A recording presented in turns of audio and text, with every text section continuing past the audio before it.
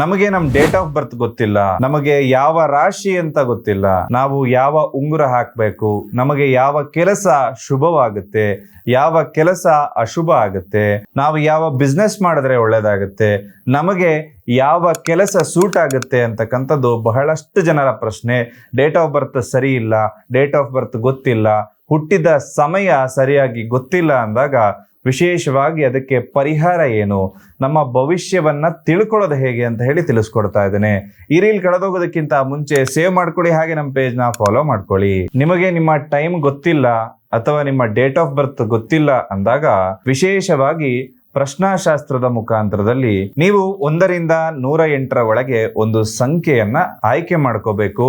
ಈ ಸಂಖ್ಯೆ ಆಧಾರವಾಗಿ ನಿಮಗೆ ಯಾವ ಗ್ರಹಗತಿಯಿಂದ ತೊಂದರೆ ಆಗ್ತಾ ಇದೆ, ಆ ಗ್ರಹಗತಿ ಶುಭವಾಗಿದೆಯೋ ಅಶುಭವಾಗಿದೆಯೋ, ಅದರಿಂದ ನೀವು ಮಾಡಬೇಕಾಗಿರೋ ಪರಿಹಾರ ಏನು ಅಂತ ಹೇಳಿ ನಿಖರವಾಗಿ ತಿಳ್ಕೊಳ್ಬಹುದು. ಹೆಚ್ಚಿನ ಮಾಹಿತಿಗೆ ಮೇಲೆ ಕಾಣ್ತಿರುವ ನಂಬರ್ಗೆ ಕರೆ ಮಾಡಿ.